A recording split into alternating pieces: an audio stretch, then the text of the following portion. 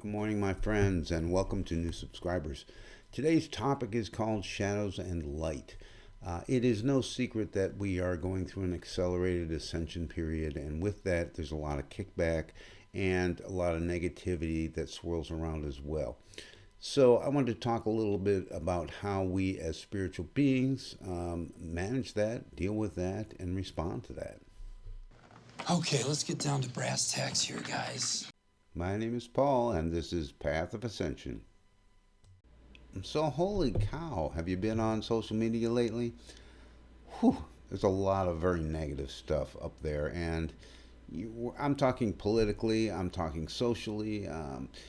You know, understand a lot of these things that you see that may trigger you may actually have been sent from a bot somewhere. There are bots out there that are designed to stir trouble and designed to create conflict.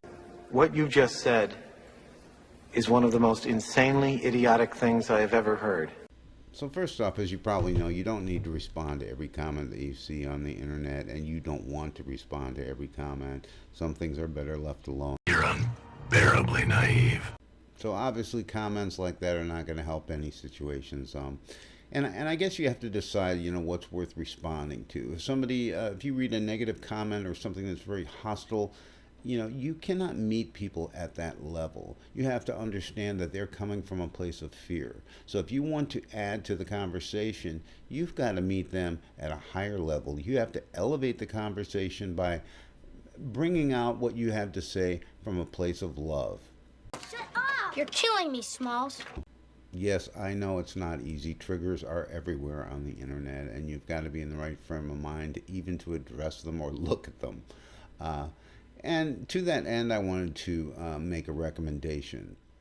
We all have guides, and sometimes a guide is as simple as something that you find in nature or that you run across. Sometimes a guide is someone who you resonate with online or who seems to have a message that is directing you on your path of ascension. So I know I don't often make recommendations, but I'm going to make an exception here. There's a site called Ascend with Emily on YouTube. This is Emily Jackman. She also has an Instagram site. She posts several videos up there, and she has a program now called Only the Now Essential Meditation Program. And she posted, I think, the first one of those pieces on her YouTube site.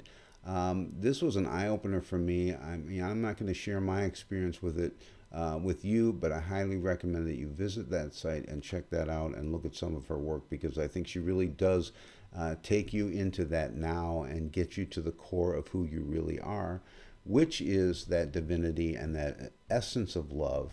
And by taking that in and going on this sort of multi-dimensional journey, it opens your eyes to what is within you and therefore what you're going to express going forward.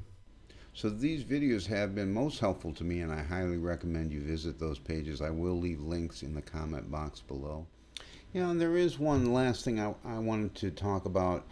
I think a lot of us get hung up on our spiritual quest, believe that we have to go through some, huge gauntlet of trauma to get through our psychological hang-ups and troubles and our past and all this and that. And I think that holds a lot of us up, because I think, well, wait, I haven't suffered enough to be able to be the embodiment of love.